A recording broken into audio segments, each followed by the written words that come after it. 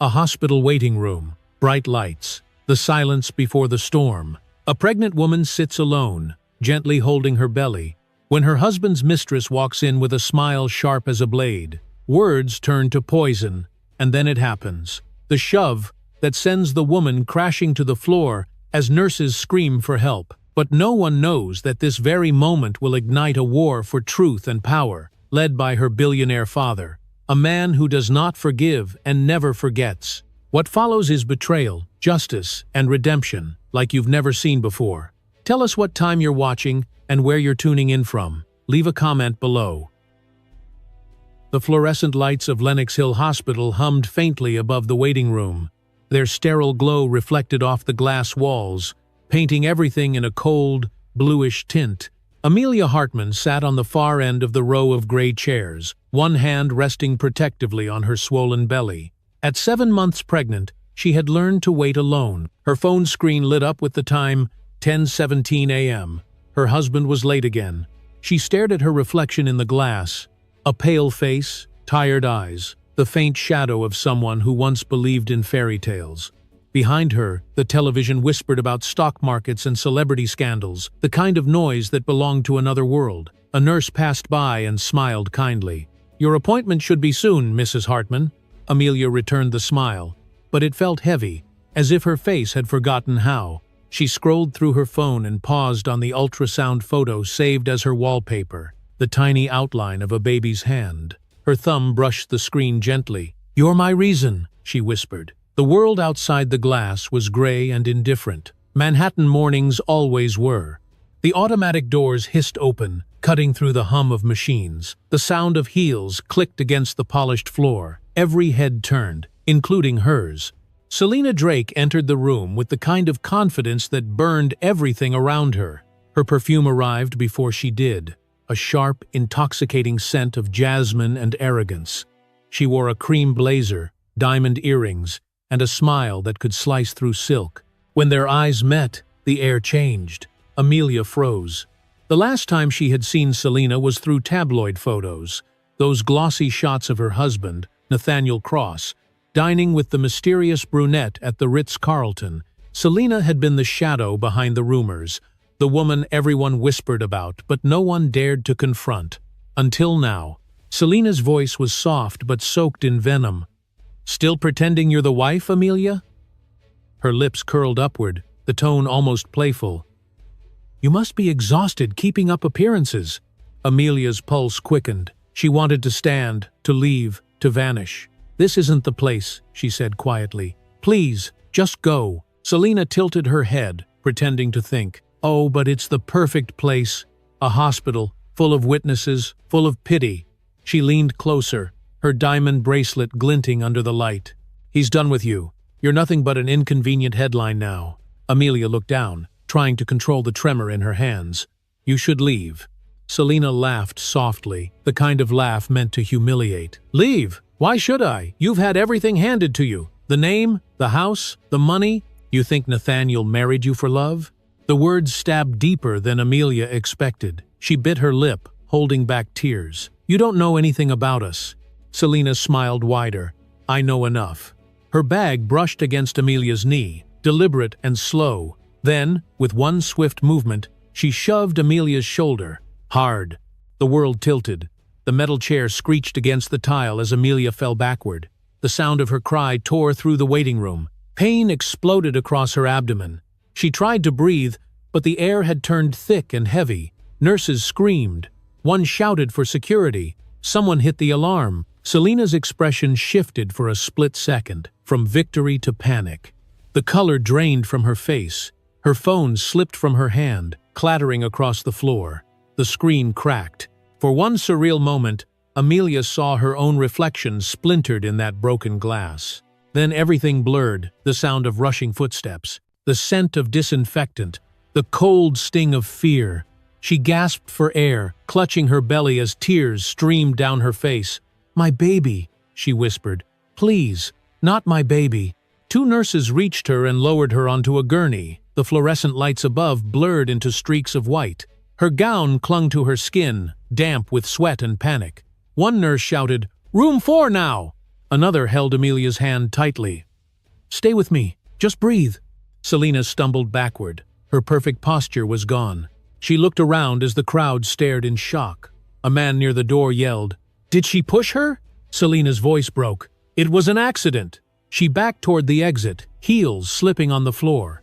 A silver bracelet slipped from her wrist and rolled beneath a chair, the initials SD engraved faintly on its side. By the time the security guard arrived, Selina had already fled through the sliding doors, the sound of her heels echoing down the hallway. Inside, Amelia's world narrowed to a heartbeat. The rhythmic beeping of the monitor beside her was the only proof that life still existed. The pain came in waves, deep and sharp. She could feel every throb of her pulse against the cold metal rail. "You're going to be all right," a nurse repeated, voice trembling but hopeful. The gurney burst through the emergency doors. White coats surrounded her. The words blurred together: 7 months, possible trauma, fetal distress. The oxygen mask pressed against her face, fogging with every shallow breath.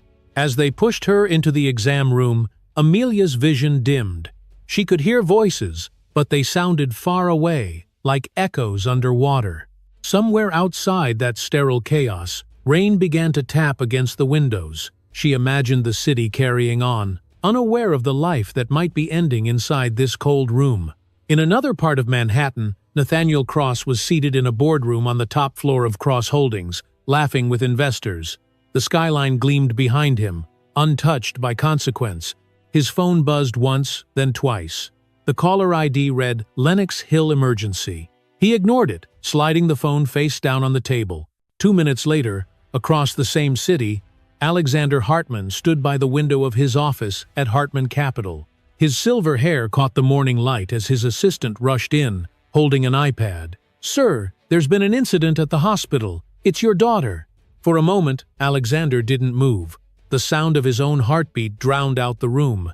Then he turned slowly, eyes cold as the rain outside. "Get my car," he said. "We're going to Lenox Hill." Back inside the hospital, Amelia felt her consciousness slipping.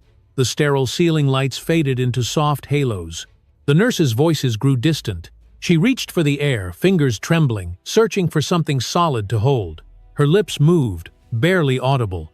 "Please, save my child." Then darkness came, thick, silent, absolute. And as the storm outside broke open, the first chapter of her reckoning began. The rain began to fall just as Alexander Hartman's car turned onto Fifth Avenue. The wipers moved in slow, angry arcs, cutting through the silver streaks on the windshield. Inside the back seat of the black Mercedes, Alexander sat in silence. His phone screen still glowed with the message from Lenox Hill Hospital. "Your daughter has been admitted. Condition critical." He had read those words 6 times, each time slower, as if repetition could make them mean something else. But they did not change. Nothing did. For a man who had controlled billion-dollar markets with a single phone call, Alexander now felt powerless. Across the city, sirens echoed faintly through the rain. His reflection in the tinted glass looked older than it had that morning. The silver in his hair seemed sharper, his eyes darker. His assistant, Lucas Reed, sat in the passenger seat, scrolling through updates from the hospital. "They say she's stable but still unconscious," Lucas said quietly. "The doctors are monitoring both her and the baby." Alexander didn't answer. He kept his gaze fixed on the blur of headlights outside. "Who called it in?" he finally asked. "The nurse at reception," Lucas replied. "Apparently there was an altercation." Alexander turned his head. "What kind of altercation?" Lucas hesitated. "A woman attacked her." The words hung in the air like smoke. Alexander leaned back, his jaw tightening. "A woman?" "Yes, sir. They're checking the security footage now. The police have already been informed." The car slowed as they reached the hospital entrance. Paparazzi were not there yet, but they would be soon. Alexander knew how quickly Manhattan devoured stories like this. A billionaire's daughter, attacked in public, was a headline too tempting to resist. He stepped out of the car before the driver could open the door. The cold rain hit his face, but he did not flinch. Inside the hospital lobby, nurses whispered as he walked past. His presence carried a quiet gravity, the kind that silenced rooms without a word. He went straight to the reception desk. "Amelia Hartman," he said. "Where is she?" The nurse recognized him instantly. "Room 7, intensive observation." He nodded once and started down the hall, his shoes echoing against the linoleum. Each step felt heavier than the last. Through the glass window of room 7, he saw her, his daughter. Tubes, monitors, white sheets, pale skin. The rhythmic beeping of the heart monitor filled the silence. For a moment, Alexander could not breathe. The last time he had seen her was 2 weeks earlier at the family townhouse. They had argued about Nathaniel, about loyalty, about pride. She had left in tears, telling him that he cared more about reputation than happiness. Now she lay before him, fragile and still. The father who had once believed money could fix everything realized how wrong he had been. A doctor approached quietly. "Mr. Hartman, your daughter is stable for now. There was abdominal trauma, but the baby's heartbeat remains strong. We've sedated her to keep her calm." Alexander nodded slowly. "Will she recover?" "With rest, yes, but she will need constant monitoring. The stress alone could trigger complications." He looked through the glass again. "And the person who did this?" "We're identifying her now," the doctor replied. "Security is reviewing footage. The police are already involved." Alexander's voice lowered. "Make sure the footage is secured, no leaks." "Of course." Lucas stepped closer, lowering his voice. "Sir, should I notify the press office?" "No," Alexander said firmly. "Not a single word until we know everything. I won't let them turn my daughter's pain into a spectacle." He turned back toward the room. The soft rise and fall of Amelia's chest was the only movement in the sterile light. He placed a hand against the glass, his reflection overlapping hers. "I failed you," he whispered. "But I will not fail you again." For the first time in years, Alexander Hartman felt something that money could not soothe. Fear. The kind of fear that stripped a man of armor and left only truth behind. Lucas cleared his throat. "There's another update, sir. The security office just called. They found a bracelet at the scene. Tiffany. Engraved initials. SD. Alexander froze. The initials triggered recognition instantly. Selena Drake, Nathaniel's PR consultant, the mistress his daughter had pretended not to know about. He straightened slowly. "Get me the footage," he said. Minutes later, in a small room behind the nurse's station, the hospital's head of security queued up the video. Grainy black and white footage filled the monitor. The waiting room, Amelia sitting quietly, Selena entering, confident, calculated. They exchanged words. Then, the shove, the fall, the chaos. When the clip ended, Alexander said nothing. His jaw flexed once, then again. "Copy this," he ordered. "Secure the original. Deliver a copy to my office and one to the police." Lucas nodded and turned to leave, but Alexander's voice stopped him. "Find out where Nathaniel Cross is right now." "He's in a board meeting at Cross Holdings," Lucas replied. "Tell him to come here immediately. If he refuses, leak the footage directly to the district attorney." "Yes, sir." Alexander returned to the window outside his daughter's room. The rain outside had turned to a steady drizzle, washing streaks down the glass. He could see his own reflection beside her sleeping form. The once invincible titan of finance now looked like an aging man clinging to purpose. His phone buzzed, a call from Nathaniel's assistant. He ignored it. Then another buzz, a text message. "I heard what happened. I'm on my way." Alexander read the words without emotion. He knew exactly what kind of man Nathaniel was. Charming, calculating, and cowardly. The type who ran when things got difficult and returned only when he needed forgiveness. When Nathaniel finally arrived, 2 hours had passed. The elevator doors opened with a soft chime, and he stepped out, immaculate as ever, wearing a navy suit and the same arrogance he wore to every gala. He spotted Alexander at the end of the corridor and approached with feigned urgency. "Mr. Hartman," he began. "I came as soon as I heard." Alexander turned slowly. "You heard 2 hours ago." His voice was calm, but the anger beneath it vibrated like a storm held inside glass. "And your mistress attacked my daughter." Nathaniel's composure cracked. "That's impossible. Selena would never—" Alexander cut him off. "Save it. I've seen the footage." Nathaniel's color drained. "She said it was an accident."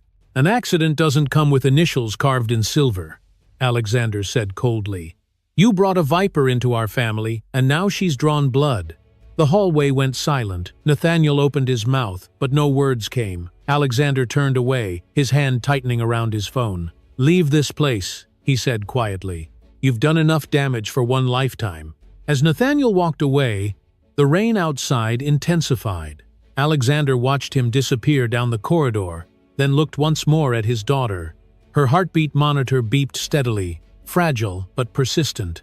He closed his eyes, whispered a silent vow, and let the storm wash over the city that would soon learn what it meant to awaken the wrath of a father. When Amelia opened her eyes, the world looked strange, as if it had been drained of color. The hospital room was silent except for the rhythmic beeping of a monitor beside her bed. Her throat felt dry, and her lips cracked when she tried to speak. A nurse appeared almost instantly, adjusting the oxygen line near her nose. "You're safe now, Mrs. Hartman," the nurse said softly. "Your father is here. The baby's heartbeat is strong. You just need to rest." Amelia's eyes fluttered. Her voice came out as a whisper. "My baby, is he really okay?" The nurse smiled gently. "Yes, he's a fighter." Amelia let out a shaky breath and closed her eyes again, tears slipping down her temples. Every muscle in her body ached, but the sound of that steady heartbeat was enough to quiet the chaos inside her chest. Through the glass window of the ICU room, Alexander Hartman stood perfectly still. The light from the hallway cut a faint reflection across the glass, showing his face layered over his daughter's fragile form. He had faced boardroom wars, hostile takeovers, and Senate investigations. But nothing had ever made him feel as powerless as this. Lucas Reed stood beside him, holding a manila folder and an iPad. His tone was steady, but his expression was grim.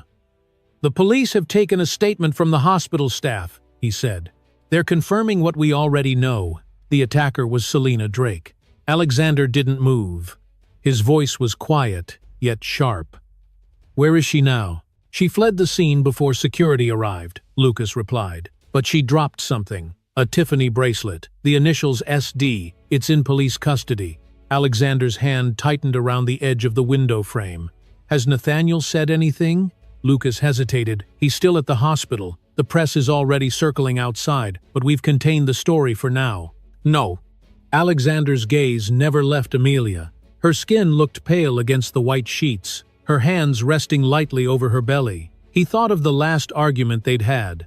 She had accused him of choosing image over empathy. He had told her she was naive, that she did not understand how the world worked. Now he saw how wrong he had been.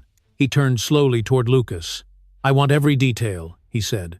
"Every call, every message between Nathaniel and that woman. Trace her accounts, her movements, her contracts with Cross Holdings." Lucas nodded.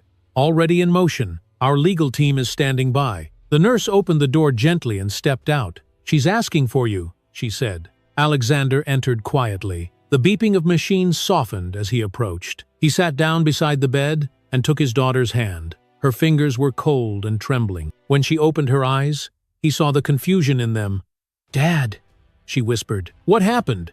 He swallowed hard. "You were attacked, but you're safe now. I saw the footage." Her lips parted in disbelief. "Footage?"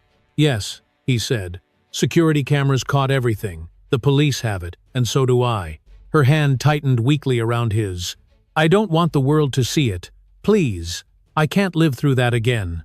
Alexander looked down, his eyes heavy. "This isn't about publicity. It's about justice." She shook her head slowly. "I just want peace." "One?" For a long moment he didn't answer. Then he said quietly, "You will have peace, but first, they will have consequences." A tear slid down her cheek. "Dad, don't make this another war." He looked at her, the hardness in his face softening. "It already is one, sweetheart. You just didn't start it." Outside the room, Lucas received a message on his tablet. He returned a few minutes later and leaned close to Alexander. "Sir, we have confirmation. Selena Drake's last known location was a downtown loft near Tribeca. NYPD is preparing a warrant. There's also chatter online. Someone leaked partial details about the hospital incident. It's trending." Alexander stood abruptly. "Trending where?" "Social media," Lucas replied. "A gossip account posted something vague. It mentions a pregnant socialite involved in a violent altercation. They didn't use Amelia's name, but people are already speculating." Alexander's voice turned cold. I want it buried. Find whoever leaked it and make them disappear from every platform they use." Lucas nodded quickly. "Understood." Inside the room, Amelia could hear faint murmurs from the hallway. She turned her head toward the window. Through the reflection, she saw her father's silhouette, a man who looked more like a general preparing for battle than a father watching over his child. She knew that look too well. It was the same one he had worn at her mother's funeral, the day he promised he would never let anyone hurt their family again. Her chest tightened. She wanted to stop him, but exhaustion held her down. Moments later, Alexander stepped back into the room. "I have to go for a few hours," he said softly. "There are things to arrange." "Arrange?" she asked weakly. He placed a gentle hand on her shoulder. "Rest, Amelia. Let me take care of the rest." Legren. When he left, the nurse adjusted the IV line and whispered, "He hasn't left your side since you came in." Amelia smiled faintly. That sounds like him. The rain outside had stopped, but the clouds still hung low over Manhattan. In the hospital lobby, Alexander paused near the elevator. Lucas joined him, holding a tablet that displayed the paused frame of the security video. Selena's hand pushing Amelia, the cold glint in her eyes, and the chaos that followed. Alexander studied the image for a long time. "She wanted power," he murmured. "She's about to learn what it really looks like." Lucas said nothing. He knew what that tone meant. As they exited the hospital, photographers were already waiting near the entrance, their lenses glinting under the wet streetlights. Alexander's security team blocked them off while he entered the car. The door closed, shutting out the shouts of questions and flashing cameras. Inside the quiet of the car, Alexander stared out at the blurred city lights. Every reflection on the window looked like a wound he could not heal. "They nearly killed my grandchild," he said softly, almost to himself. "They thought this would break her. Instead, they just woke me up." Lucas looked at him through the mirror. "What are we going to do?" Alexander's eyes hardened. "We exposed them both." The car merged into traffic, its taillights glowing red against the wet asphalt. Inside the hospital, Amelia slept beneath the steady hum of machines, unaware that outside those walls, her father had just declared a quiet, merciless war. And somewhere downtown, in a loft lit by city neon, Selena Drake stared at her cracked phone, watching headlines appear. For the first time, her perfect smile faded, because she, too, had just seen the man behind the glass. The elevator doors opened with a soft chime, revealing Nathaniel Cross in a tailored navy suit. His shoes clicked against the hospital floor as if nothing in the world could disturb his balance. He carried himself with the same false confidence that had once charmed investors and broken hearts. But today, the mask cracked at the edges. Reporters were outside, rumors were spreading, and somewhere in this building, his wife lay broken because of the woman he swore was only a business partner. Lynn. He spotted Alexander Hartman at the end of the corridor, standing like a monument of authority beside the glass wall of the intensive care room. The older man's back was straight, his hands folded behind him. For a moment, Nathaniel hesitated. Then he took a breath and walked forward. "Mr. Hartman," he began, his voice low and controlled. "I came as soon as I heard." Alexander turned slowly. His expression did not soften. "You heard 2 hours ago." "Lo." Nathaniel opened his mouth, but the words caught. "I was in a meeting. I couldn't just walk out." "You couldn't walk out," Alexander repeated, his tone calm yet heavy. "But you could ignore 12 missed calls. You could ignore your wife lying unconscious after your mistress attacked her. Tell me, Nathaniel, how many more meetings are more important than her life?" The hallway seemed to shrink. A nurse passed quietly, avoiding their eyes. Nathaniel's throat tightened. "Selena said it was a misunderstanding," he said weakly. "She didn't mean to hurt her." Alexander stepped closer. The scent of rain and disinfectant filled the air between them. "A misunderstanding?" His voice dropped lower. "I watched the footage. I saw her hand. She shoved Amelia. Your wife fell because of the woman you chose to bring into her life." Nathaniel looked away, his jaw trembling. "She said Amelia provoked her." Alexander's eyes darkened. "Provoked her? A pregnant woman sitting in a waiting room provoked her? That is the story you are going to believe?" "I'm not saying she's innocent," Nathaniel stammered. "I just think there's more to the story." "There is," Alexander said coldly. "The story of a man who traded integrity for ambition, who looked at my daughter's loyalty and saw it as leverage. You built your empire on my name, Nathaniel, and now you will watch it collapse because of your own. Ah! The silence that followed was heavier than shouting. Nathaniel's chest rose and fell as he searched for words that could bridge the distance between them. None came. He finally said, "I love her, Alexander. You have to believe that."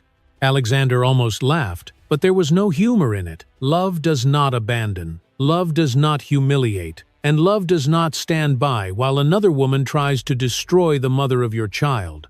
The words struck deep. Nathaniel felt the ground tilt under him. He wanted to protest, to plead. But the look in Alexander's eyes silenced him. It was not the anger of a father. It was the judgment of a man who had seen every form of deceit and could smell another one from a mile away.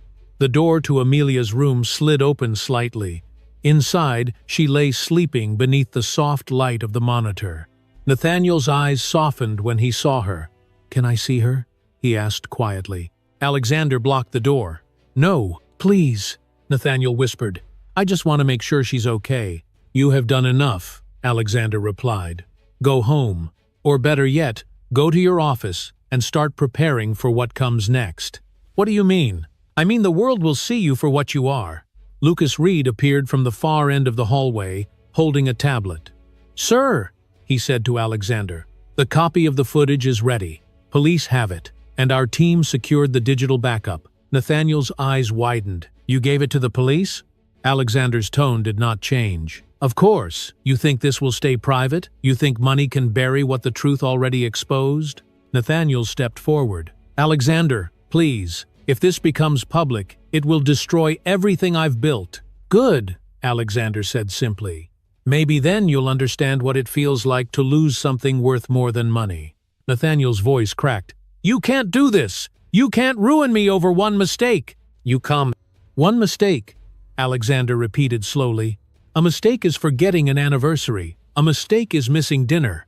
This was an assault on a pregnant woman, on my daughter. That is not a mistake. That is moral rot." Lucas glanced between them, sensing the tension growing.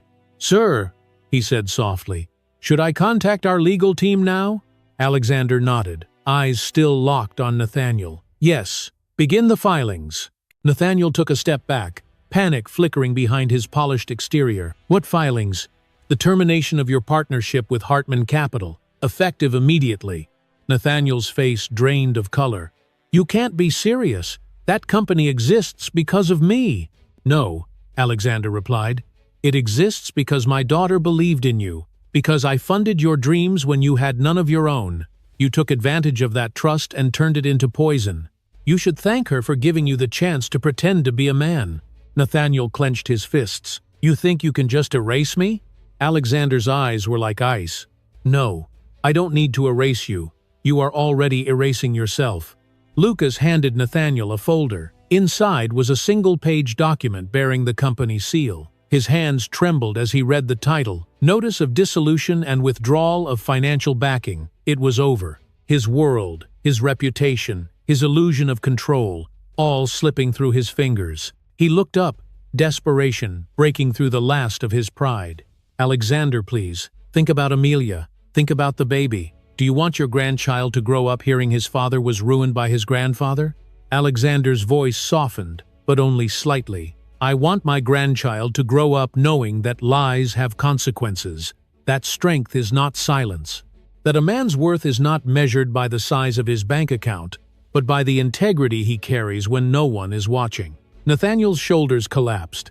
He nodded once, then turned away. As he walked down the corridor, his reflection flickered in the glass walls, smaller, weaker, fading with every step. Inside the hospital room, Amelia stirred. Her eyes fluttered open just as her father re-entered. "Was he here?" she asked faintly. Alexander sat beside her. "He was, and he's gone now." She stared at the ceiling, a tear sliding down her cheek. "Good." Outside, thunder rolled across Manhattan, shaking the windows. Alexander looked out at the rain, his reflection merging with the city lights. He whispered to himself, "You tried to build an empire on my name. Now you'll learn what happens when that name fights back." The storm raged through the night, and for the first time in years, Alexander Hartman allowed himself to feel something rare. Not victory, not anger, but the raw, unfiltered power of a father who had nothing left to lose. The storm had passed by morning, but the sky above Manhattan was still bruised with gray. From the 42nd floor of Hartman Capitol, the city stretched below like a chessboard, waiting for its next move. Inside the glass conference room, Alexander Hartman stood at the head of a long oak table, surrounded by his inner circle. Lawyers, analysts, and cybersecurity specialists filled the seats, their screens glowing with reports and open files. The mood was tense but focused. Everyone knew that when Alexander called a meeting this early, something was about to change. He looked down at the folder in front of him, then raised his eyes to the room. "This is not a personal vendetta," he said calmly. "This is damage control. My daughter was attacked in a public hospital, and the people responsible will face both justice and consequence." Lucas Reed, seated to his right, tapped on his tablet. "We've secured the footage from the hospital," he reported. "Multiple copies, encrypted. The police have confirmed chain of custody. The press hasn't seen it yet." Alexander nodded. "Good. Keep it that way until I say otherwise." One of the lawyers, a sharp woman in her 30s, adjusted her glasses. "Sir, there's also the matter of the online chatter. Someone leaked partial information about the attack. Social media engagement has exploded. Thousands of comments, mostly speculation." Alexander's gaze shifted toward Lucas. "Trace the source." "Oh," Lucas replied. "We already did. It leads to an offshore server connected to a PR agency registered in Miami under the name Drake Media." A quiet murmur rippled through the room. Alexander spoke again, his tone cutting through the noise. "Selena Drake!" Lucas nodded.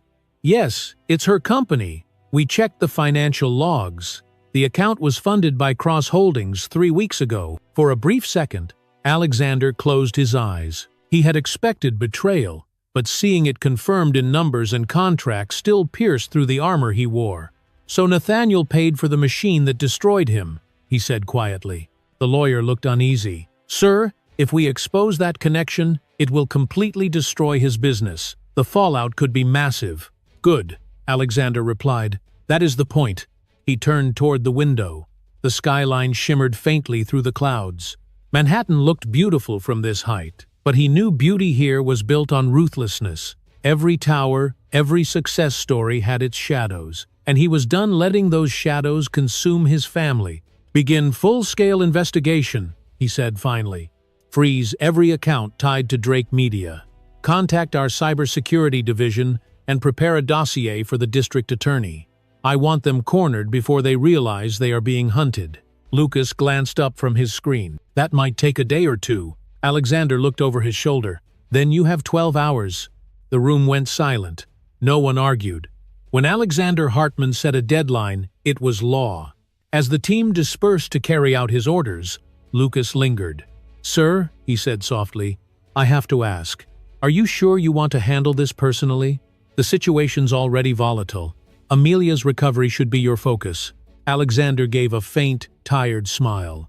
"My daughter will recover. I intend to make sure the world she wakes up to is safe enough for her to live in." He picked up his coat and motioned for Lucas to follow. Together they stepped into the private elevator. As the doors closed, the reflection of their faces merged with the city beyond the glass. When they reached the lobby, reporters had already gathered outside the revolving doors. Microphones rose like bayonets, flashing lights cutting through the glass. Questions shouted over one another. "Mr. Hartman, is it true your daughter was attacked by your son-in-law's mistress? Is Amelia Hartman pressing charges? Will you comment on the viral footage?" Alexander didn't pause. His security detail cleared a path through the chaos. The sound of camera shutters followed him into the waiting car. Once the door closed, the world outside faded into silence again. Inside the Mercedes, Lucas pulled up the latest data on his tablet. "Selena Drake just posted a statement," he said. "She's denying everything. Calls it a smear campaign orchestrated by powerful people trying to protect their image." Alexander almost laughed. "She thinks she understands power, but she's confusing it with attention." Lucas tilted the screen toward him. "It's gaining traction. Hashtags are trending. People love scandal." Alexander leaned back in his seat. eyes on the wet city streets sliding past the window. Then we give them truth. The only thing stronger than gossip is proof. By late afternoon, Hartman Capital's crisis room came alive. Dozens of screens displayed live social media feeds, legal documents, and transaction histories. Alexander's analysts worked in shifts, tracing every connection between Drake Media and Cross Holdings. Slowly, the web began to take shape. Transfers, encrypted messages, invoices marked with falsified dates. The pattern was clear. It was a campaign built on manipulation and greed. Lucas stood beside him as the final report compiled. "This is everything," he said quietly. "If we release it, the public will see how deep it goes." Alexander studied the data. "Not yet. Timing is everything. We wait until she thinks she's won." That night, Selena Drake sat in her Tribeca loft, surrounded by flickering candles and glowing screens. Her reflection danced in the dark window as she scrolled through headlines that painted her as the victim. She smiled to herself, sipping wine. "He won't touch me," she murmured. "Men like Alexander Hartman don't fight in the dirt." Across town, Alexander watched her feed on a surveillance monitor. The same smirk she wore online was now frozen on his screen. He pressed his finger lightly against the image. "You shouldn't mistake silence for mercy," he whispered. Lucas entered the control room. "Sir, everything is ready. The files are encrypted, verified, and time-stamped. Once we send them to the DA, there's no turning back." "Huh." Alexander's reflection stared back at him from the dark glass of the screen. "Then send them," he said. Lucas hit the key. The system processed the data and uploaded it to a secure server. Within seconds, the Manhattan District Attorney's Office received an automatic alert labeled Priority, Corporate Malfeasance, Domestic Assault, Cover-Up. It was done. The first strike had been launched. Alexander closed his laptop and stood at the window, watching the city lights blur into the mist. "They wanted a war of perception," he said softly. "Now they'll get a war of truth." Outside, thunder rolled again, low and distant. Somewhere beneath that same storm, Nathaniel Cross sat in his corner office, unaware that the ground beneath his empire was already beginning to crack. And in a quiet hospital room across town, Amelia stirred in her sleep, her hand resting gently on her stomach. She did not know that her father had just pulled the first thread in a net that would soon tighten around every name responsible for her pain. The Plaza Hotel had never looked brighter. Its chandeliers sparkled like frozen constellations suspended above the marble floor, and the music from the orchestra floated through the air like smoke. Manhattan's elite filled the grand ballroom in gowns and tuxedos, glasses of champagne glittering under the light. But for Alexander Hartman, this gala was not about celebration. It was bait. The annual Hartman Foundation Charity Gala had always been a symbol of prestige, but this year it carried a silent purpose. Every media outlet, investor, and socialite in the city had been invited. Every camera was ready. Every detail, from the seating chart to the lighting design, had been arranged by Lucas Reed with surgical precision. At the top of the staircase, Amelia Hartman paused. The soft blue gown she wore flowed like water around her as she placed a careful hand over her belly. It had been only 2 weeks since she left the hospital, and though her body still ached, she stood tall. Her presence alone was a quiet act of defiance. Beside her stood Lucas, dressed in a black tuxedo, eyes scanning the crowd below. "Are you sure you're ready for this?" he asked gently. Amelia nodded. "I need to be. If I hide, they win." The two descended the staircase together. As she reached the bottom, heads turned. Whispers rippled through the crowd. Some murmured admiration, others curiosity. The tabloids had painted her as fragile, but the woman walking among them looked anything but. Across the ballroom, Alexander greeted guests with a calm smile that did not reach his eyes. His gaze followed Amelia's every step. The orchestra shifted to a softer melody as he made his way to the stage. Cameras tilted upward. The host introduced him with the usual applause, but the air was tense. Everyone knew something was coming, even if they didn't know what. "Good evening," Alexander began, his voice amplified across the vast hall. "For years, the Hartman Foundation has been committed to supporting those who have been silenced. But tonight, silence itself will end." A murmur spread through the audience. Reporters lifted their phones. Alexander gestured toward the massive projection screen behind him. Before we speak of charity, we must speak of truth. The lights dimmed. The music stopped. On the screen, grainy black and white footage appeared. The waiting room of Lenox Hill Hospital. Gasps filled the air. The audience watched as Selena Drake entered the frame, her face sharp and smug. The push came a moment later, sudden and deliberate. The sound of Amelia's cry echoed through the ballroom like a haunting refrain. Amelia stood frozen beside Lucas, her hands trembling slightly. Even though she had lived that moment, seeing it replayed before hundreds of strangers made her heart pound. On the stage, Alexander's voice cut through the silence. "This is the woman who called it a misunderstanding." The camera zoomed in on Selena's face. The crowd turned as if summoned by invisible force. There she was, standing near the bar in a gold sequined dress, her expression frozen in disbelief. All eyes locked on her. Cameras flashed. A reporter whispered, "That's her." Selena's lips parted. "This is edited," she shouted. "It's fake." Lucas stepped forward, holding up a printed document. "Verified by the hospital and the NYPD," he said loudly. 3 independent analysts authenticated the footage. The room erupted in noise. Journalists moved closer, shouting questions. Selena's carefully constructed world began to crumble with every camera flash. Amelia felt the weight of it all pressing on her chest. She took a breath, steadying herself. Then she turned toward Selena, her voice calm but firm. "You said I was weak," she said softly. "You were wrong." Selena's eyes darted toward the exit, but 2 security guards stepped in her path. The orchestra had gone completely silent. Alexander stepped down from the stage, his gaze fixed on the woman who had nearly destroyed his family.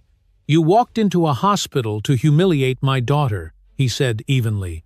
"Now the entire city knows who you really are." Selena's mask cracked. "You think you can ruin me?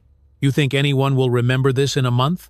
Alexander tilted his head slightly. "They will remember because I will make sure they do." The flashbulbs went off again, brighter this time. Reporters shouted questions, their voices overlapping in chaos. Selena pushed through them, her composure gone. Her agent slipped away. The photographers followed her until she vanished through the doors at the back of the ballroom. For a long moment, the crowd stood silent, stunned by what they had witnessed.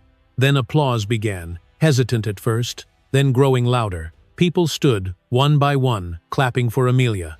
Alexander returned to the stage. His voice steadied. "The truth is not revenge," he said. "It is justice. And tonight, the Hartman Foundation will double its commitment to protecting victims of violence. Every dollar raised this evening will go toward ensuring that what happened to my daughter never happens again." The applause became thunderous. Reporters captured every word. In that moment, Alexander was no longer just a businessman. He was a symbol of accountability.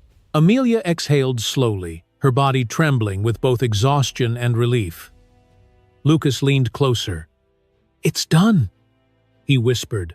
She shook her head slightly. "No, it's just beginning." "Oh?" Across the city, news stations interrupted programming with breaking alerts. Within minutes, the footage went viral. Headlines flooded social media. Hartman Gala exposes Mistress attack on pregnant wife.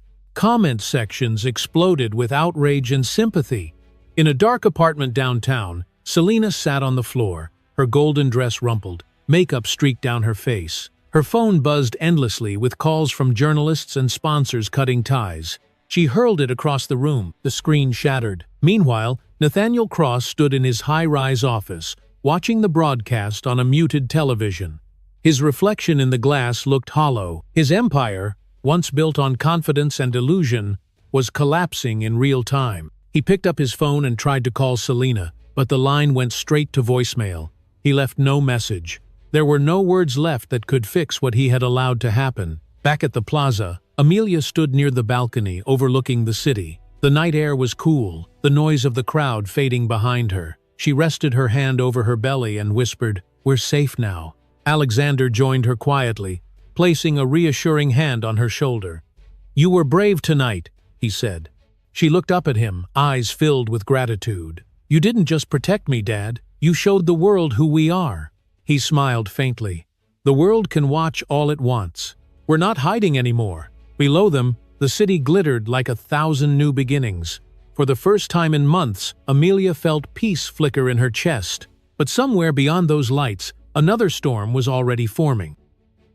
By dawn, Manhattan pulsed with noise. News anchors spoke over flashing graphics, headlines scrolled across television screens, and social media burned with one story: the Hartman Gala Exposé. Within hours, the footage from the Plaza Hotel had gone viral. Millions had seen it. Millions more had shared it. The name Selena Drake was no longer associated with glamour or power. It had become synonymous with cruelty. Inside Hartman Capitol Tower, the crisis room glowed with the light of dozens of screens. Analysts monitored live feeds, while the legal team drafted statements and organized interviews.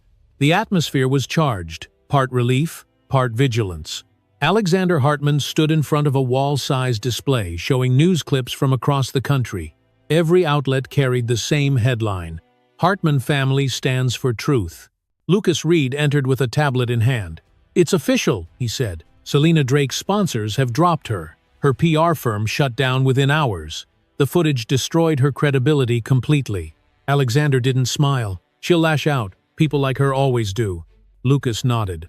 "Already happening. She's gone live on her social media account, claiming she was framed. She's crying on camera, saying she was manipulated by a powerful billionaire family." The words made Alexander's jaw tighten. "Then she leaves us no choice." He turned toward Lucas. "Release the audio." Lucas hesitated. "The confession?" "Yes," Alexander said simply. "The one recorded in her apartment. She admits everything." Lucas uploaded the file to every major media outlet. Within minutes, the sound of Selena's own voice echoed across the airwaves. "Of course I pushed her. She deserved it. She took everything from me." The public reaction was instant. Hashtags shifted from outrage to fury. Every network replayed the clip in loops, contrasting it with her tearful denials. Within an hour, sponsors not only cut ties, but issued statements condemning her behavior. Alexander watched it unfold in silence. The satisfaction he felt was tempered by something deeper. He had not wanted spectacle, only truth. Yet truth, once unleashed, had its own appetite. In the hospital suite across town, Amelia sat propped up in bed, watching the coverage on a muted television. The images were surreal: her father at the podium, the ballroom erupting in applause, Selena being escorted out. She saw herself in flashes of camera light, the woman the world now called brave. It didn't feel brave. It felt necessary. The door opened quietly. Lucas stepped in, still wearing the same black suit from the night before. "You shouldn't be watching that," he said gently. Amelia turned the volume down but didn't look away. "It's strange," she said. "Everyone sees it now, but I still feel like the world doesn't know the whole story." "They will," Lucas assured her. "Your father has everything under control." She smiled faintly. "That's what scares me." Lucas took a seat beside her. "He's doing what any father would do." Amelia glanced at him. "Maybe. But sometimes his version of love feels like vengeance." Lucas had no answer. He respected Alexander more than any man alive. But he had seen the side of him that frightened even his enemies, the part that turned emotion into strategy. Across the city, the chaos was spreading. In a downtown apartment filled with the remnants of a shattered life, Selena Drake sat in front of her laptop, mascara smeared across her face. Her phone buzzed endlessly with missed calls from reporters and lawyers. She clicked through online comments until her hands trembled. Every word was poison. Every post another reminder that her empire was gone. She slammed the laptop shut and grabbed her phone. "He thinks he can ruin me," she muttered. "Let's see how perfect his family looks when I'm finished." She opened a new message to a contact labeled Insider. Her fingers flew across the screen. "I have documents proving Hartman Capital manipulated media coverage. You'll get everything if you protect me." Then she hit send. That afternoon, Lucas's cybersecurity team intercepted the leak attempt. He rushed into Alexander's office with a pale expression. "She's trying to flip the narrative," he said quickly. "She just sent files to several journalists, claiming you used money to control public opinion.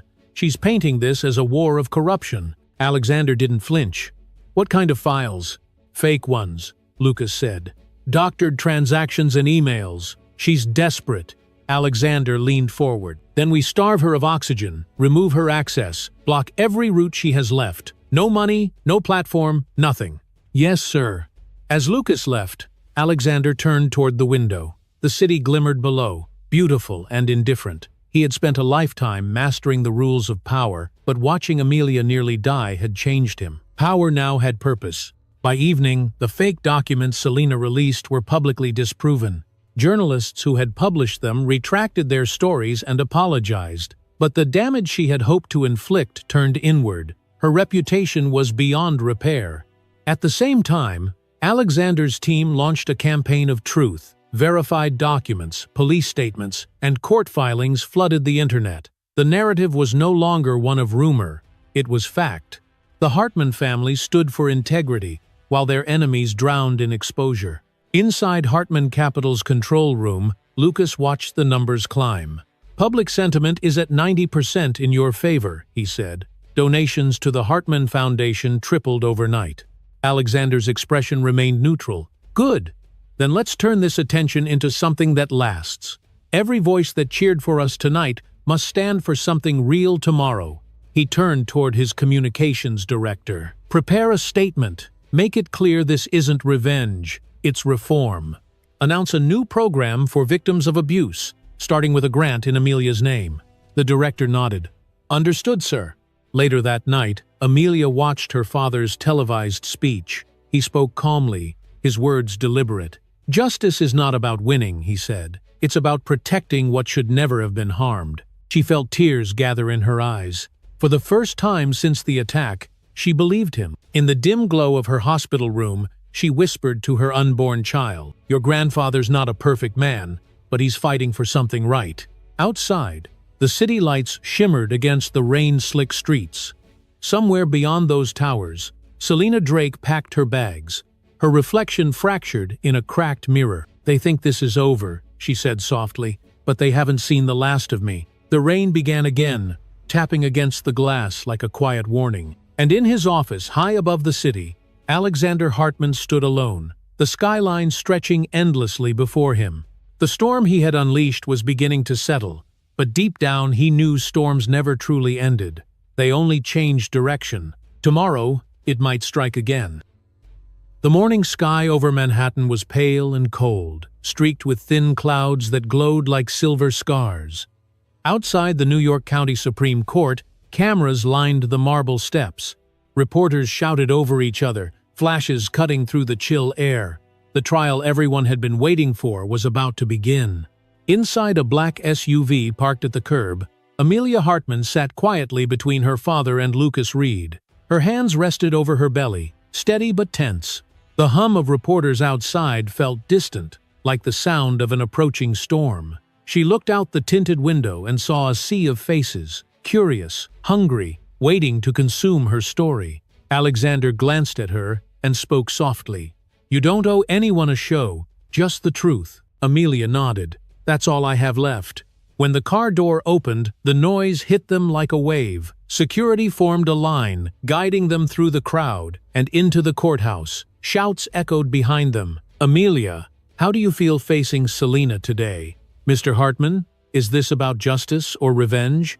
Alexander kept walking, his expression unreadable. Inside, the courtroom was grand and austere, its walls lined with dark wood panels polished to a mirror sheen. A faint smell of old paper and perfume lingered in the air. At the front, the judge's bench loomed beneath the state seal. The gallery was packed with journalists, attorneys, and spectators. Every seat was taken. Amelia took her place at the plaintiff's table. Lucas sat beside her, his tablet ready with files and exhibits. Across the aisle, Selina Drake sat at the defense table, her once perfect posture replaced by nervous stiffness. Her gold hair was tied back, her face pale under the courtroom lights. Behind her, Nathaniel Cross sat with his own legal team, shoulders hunched, eyes fixed on the floor. When Judge Patterson entered, the room fell silent. "Court is now in session," he announced, voice echoing off the marble. "The People versus Selina Drake, with Nathaniel Cross named as cooperating witness." The prosecutor, a woman with silver hair and sharp eyes, stood. "Your Honor, we will present evidence that proves beyond question the defendant intentionally assaulted Mrs. Amelia Hartman, causing trauma and endangerment to both her and her unborn child. We will also show that Mr. Cross knowingly funded and concealed this act." Selina's lawyer rose immediately. "Objection, Your Honor. My client acted under emotional distress. This was a tragic misunderstanding fueled by jealousy, not a premeditated attack." The judge raised his hand. "Objection noted. Proceed." The prosecutor nodded and turned to the jury. "Let us begin with the facts." The first piece of evidence appeared on the courtroom screen, the hospital security footage. The same video the world had already seen at the gala. Yet in this quiet courtroom, its impact felt heavier. The push, the fall, the nurses rushing in, gasps rippled through the gallery. Selina's face twisted as the clip replayed. She whispered something to her lawyer, who shook his head slowly. The prosecutor spoke again. "The defendant claims it was an accident, but the footage shows otherwise. The shove was deliberate. The result was nearly fatal." Next came the audio recording. Selina's voice filled the courtroom. "Of course I pushed her. She deserved it. She took everything from me." The sound was raw, venomous. Reporters scribbled furiously. Someone in the gallery muttered under their breath. The judge banged his gavel. "Order in the court." Selina shot to her feet. "That was edited," she shouted. "You don't understand what I meant." Her lawyer pulled her back down, whispering, "Stop talking." The prosecutor continued calmly. "We also have verified financial records. Payments from Cross Holdings to Drake Media, labeled as consulting fees, totaling $50,000. Those payments were made just days before the attack." All eyes turned to Nathaniel. He looked cornered, his tie slightly askew. The prosecutor addressed him. "Mr. Cross, did you authorize these transfers?" Nathaniel's throat moved as he swallowed. "Yes," he said quietly. "Did you know they were used to fund false media campaigns and to suppress witnesses?" He hesitated, then nodded. "Yes." The courtroom erupted in murmurs. Cameras clicked. Alexander's expression didn't change, but his hand clenched slightly on the armrest. Amelia closed her eyes for a moment, steadying herself. The defense attorney rose quickly. "Your Honor, my client was manipulated by Mr. Cross. He used her feelings against her. She never intended harm." The prosecutor replied. "Intent is clear from her own words. She confessed freely. No one forced her to act." "Who?" Judge Patterson gestured toward Amelia. "Mrs. Hartman, would you like to make a statement?" Amelia stood slowly, supported by Lucas's steady hand. Her voice was quiet, but it carried. "I didn't come here for vengeance," she said. "I came because no woman should fear for her life inside a hospital. No one should believe that money or lies can erase cruelty. I just want peace for my child and for every woman who has been silenced by power." The room was silent. Even the reporters stopped typing. Selina stared at her, tears burning at the corners of her eyes. For a brief moment, something human flickered in her expression. Then she looked away. The judge nodded solemnly. "Thank you, Mrs. Hartman." As the proceedings continued, the evidence stacked higher and higher. Testimonies from nurses, forensic analysts, and security staff all painted the same picture. The attack was deliberate, the cover-up real. When the final witness stepped down, Judge Patterson announced a recess before closing arguments. The crowd spilled into the hallway like a wave of noise. Reporters called after Alexander, but he ignored them. Inside a quiet conference room, he placed a hand on Amelia's shoulder. "You did well," he said softly. "Your strength spoke louder than anything I could have done." Amelia looked up at him. "I'm not strong. I'm just tired of being afraid." He smiled faintly. "That's strength." Outside, the city buzzed with the sound of news vans and sirens. Across town, Selina's lawyer was already preparing her final plea. But deep down, everyone in that courtroom knew the verdict was inevitable. As the recess ended, Alexander glanced at Lucas. "Tomorrow, this will be over." Lucas nodded. "One way or another." When they re-entered the courtroom, the light seemed brighter, the air thicker. Amelia sat once more at the table, her hands folded over her belly. The judge's gavel struck. "Court will reconvene tomorrow for closing statements," Judge Patterson declared. The sound echoed through the room like the first toll of justice approaching. And for the first time since the attack, Amelia allowed herself to breathe without fear. Tomorrow, the world would finally hear the truth in full. The morning of the verdict began with an eerie calm. Outside the New York County Supreme Court, the air was sharp and clear, the kind that made every sound travel farther. Reporters had gathered before sunrise, Satellite trucks lined the street, their antennas pointed toward the sky like waiting spears. The world wanted closure. Inside, the courtroom buzzed with tension. The wooden benches were filled to capacity, and the hum of whispered conversations created a low tremor that seemed to vibrate through the walls. Every journalist, every observer, every stranger who had followed the Hartman scandal sat on the edge of their seats. Amelia Hartman entered quietly through the side door. She wore a simple cream suit that softened her figure and emphasized her calm presence. Her father followed close behind, his expression controlled, yet beneath that composure lived the exhaustion of a man who had carried both fury and love for too long. Lucas Reed was already there, arranging files at the table, his face set with focus. Across the aisle, Selina Drake sat between two defense lawyers. Her once flawless appearance was gone. The gold in her hair had faded, her eyes red from nights without sleep. Beside her, Nathaniel Cross stared blankly at the floor, the image of a man watching his own downfall in slow motion. When Judge Patterson entered, the room fell silent. The sound of the gavel striking wood echoed like thunder. "Court is now in session," he declared. The prosecutor rose first. "Your Honor, members of the jury, the evidence presented leaves no doubt. This was not an accident, not a moment of emotional loss. It was deliberate harm. The defendant, Miss Selina Drake, endangered a pregnant woman and attempted to manipulate the narrative through deceit and corruption. Justice must speak clearly today." The defense attorney followed, his voice steady but hollow. "Miss Drake is not a monster. She acted out of pain, confusion, and emotional desperation. She has already suffered the loss of her career and reputation. I ask for compassion." Judge Patterson nodded. "The jury has reached a decision." Every breath in the courtroom seemed to stop. The forewoman of the jury stood, holding a folded paper. Her hands trembled slightly as she read aloud. "In the matter of the People versus Selina Drake, we find the defendant guilty of third-degree assault and intentional infliction of emotional distress." Gasps erupted across the room. Cameras clicked. Selina covered her mouth, shaking her head. "No," she whispered. "That's not possible." The judge continued, unmoved. "Miss Drake is hereby sentenced to 1 year in county jail with probation and mandatory psychological counseling." Selina stood abruptly, tears streaming down her face. "1 year? You can't do this to me. I'm not the villain here." The gavel struck again.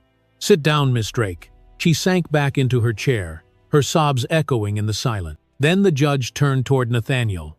"Mr. Cross, though you cooperated with the investigation, your actions contributed to the concealment of evidence and defamation of character. You are hereby ordered to pay $2.5 million in restitution and perform 6 months of community service under court supervision." Nathaniel's shoulders slumped. He nodded weakly, his voice barely audible. "Yes, Your Honor." The courtroom erupted in noise again. Reporters rushed for the doors to deliver the breaking story. Photographers captured every angle. The fall of the mistress, the collapse of the millionaire, the calm endurance of the pregnant wife. Amelia sat motionless. The verdict washed over her like a wave she had waited months to reach. She didn't feel triumph. She felt release. Beside her, Alexander reached for her hand. "It's over," he whispered. She shook her head gently. "No, Dad. Justice is never over. It just moves from one heart to another." Outside, the courthouse steps had become a storm of flashing lights and shouting voices. Security guided the family through the crowd. Questions rained down. "Mrs. Hartman, do you forgive them? Mr. Hartman, will there be an appeal?" Amelia paused for a moment at the top of the stairs. The winter sun caught the edges of her hair, and her hand instinctively rested on her belly.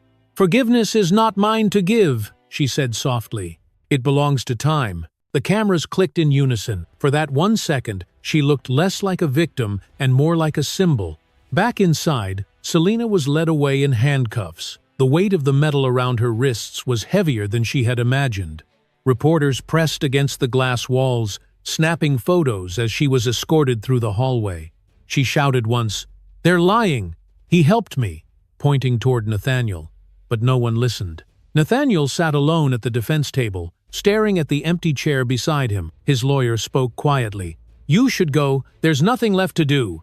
He nodded slowly, then looked toward the plaintiff's table where Amelia had been moments earlier. He whispered under his breath, "I'm sorry." But apologies had lost their meaning. Later that afternoon, inside the quiet of the hospital where it had all begun, Amelia walked the corridor lined with windows that looked out over the city. The same city that had once mocked her now celebrated her courage. She didn't care about the headlines. She cared about breathing again. Alexander joined her, carrying a folder filled with donation receipts. "The foundation received another $500,000 today," he said. "People are responding." Amelia smiled faintly. "Then maybe something good came out of all this." Her father nodded. "Good always comes from truth, even when it costs more than we expect." They stopped in front of the nursery wing. Behind the glass, newborns slept beneath soft blankets. Amelia's eyes filled with tears. "Soon," she whispered. "Just a few more weeks, and I'll hold mine." Alexander placed a hand on her shoulder. "He'll grow up knowing what strength looks like." "Not mine," she said softly. "Yours." He smiled, but there was sadness in his eyes. "Strength isn't about revenge, Amelia. It's about what we choose after justice is done." Outside the hospital, the sky turned gold as the sun began to set. News alerts flashed across every screen in Times Square. Selena Drake sentenced. Nathaniel Cross falls from grace. Hartman family triumphs in court. In the distance, sirens wailed faintly, merging with the rhythm of the city that never stopped moving. Amelia stood at the window and watched the skyline come alive with light. She pressed her hand to the glass and whispered, "We survived." At that same moment, inside a holding cell on Rikers Island, Selena sat on a narrow bench, staring at the floor. Her eyes were red, her mind racing with anger.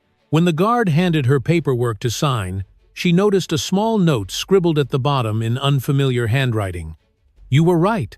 There's still one secret left." Her pulse quickened. "Who wrote this?" she demanded. The guard shrugged. "It came with your file." Selena leaned back, clutching the paper, a faint smile creeping across her face. "Then maybe it's not over after all."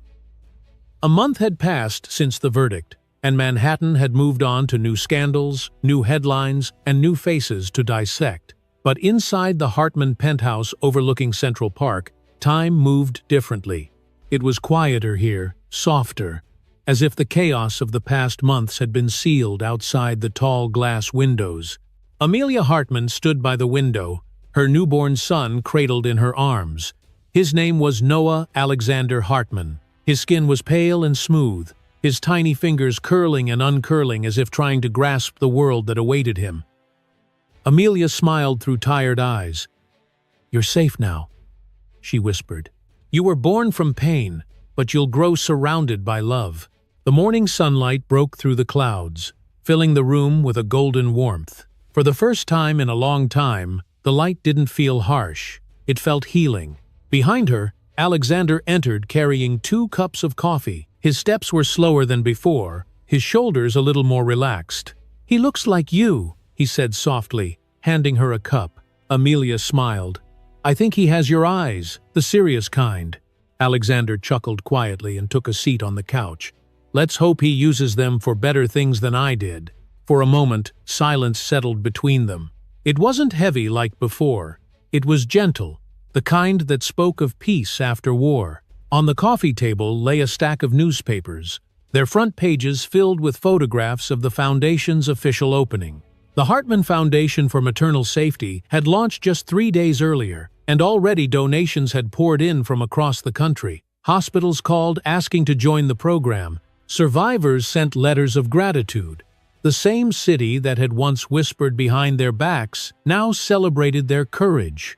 Amelia adjusted Noah in her arms. "Mom would have loved this," she said. Alexander's gaze softened. "Your mother always believed that pain should be used, not wasted. She would be proud of you." A knock on the door interrupted them. Lucas Reed stepped inside, still in his suit despite the early hour. "Sorry to intrude," he said, "but this couldn't wait." He placed an envelope on the table. It bore no return address, only Amelia's name written in neat black ink. She exchanged a glance with her father, then carefully opened it. Inside was a single photograph. Selena Drake, wearing an orange prison jumpsuit, stared straight into the camera. On the back of the photo, a short message was written in the same handwriting. "She's not the only one who paid." Amelia felt her stomach tighten. "Who sent this?" Lucas shook his head. It was hand, delivered to my office. No fingerprints, no cameras catching who dropped it off. Alexander took the photo, studying it carefully. It's a warning, he said quietly. Someone wants us to know that what happened isn't buried. Amelia's arms instinctively tightened around her baby. I don't want this darkness around him, Dad. Not anymore. Alexander nodded slowly. And you won't. Let me handle it. Lucas hesitated. Should I alert security? Yes, Alexander said. Discreetly. I don't want panic. Just vigilance. After Lucas left, Amelia sank onto the couch. Will it ever end? She asked. Alexander leaned forward, elbows on his knees. It ends when we stop letting fear write our story. The rest is just noise. He looked at his grandson and smiled faintly. That little boy is the reason the past won't win. Amelia nodded, her eyes shining. Then let's make sure he knows who he is. Later that afternoon, she visited the Foundation's headquarters for the first time since giving birth. The building stood tall and glassy on Fifth Avenue, the Hartman name etched in silver above the entrance. Inside, the lobby smelled of fresh paint and lilies. Journalists and donors gathered for interviews and tours, their voices filled with admiration. When Amelia entered the main hall, applause broke out. She smiled shyly and walked to the podium, Noah resting in a white blanket in her arms. When I stood in a hospital bed not long ago, she began, I thought my life had ended. I thought pain had won. But pain only wins when we stop fighting. My son and I are living proof that even after darkness, there is light waiting to return.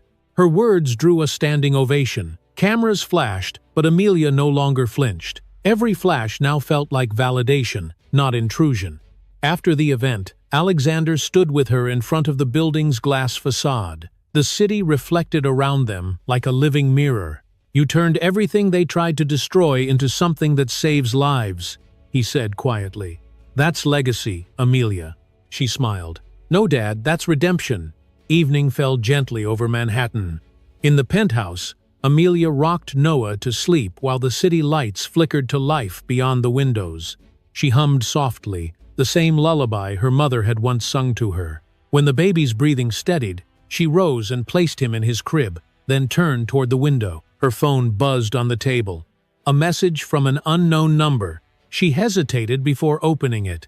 The screen displayed a short video. It was footage from the courtroom showing Selena's confession. But near the end, the camera shifted.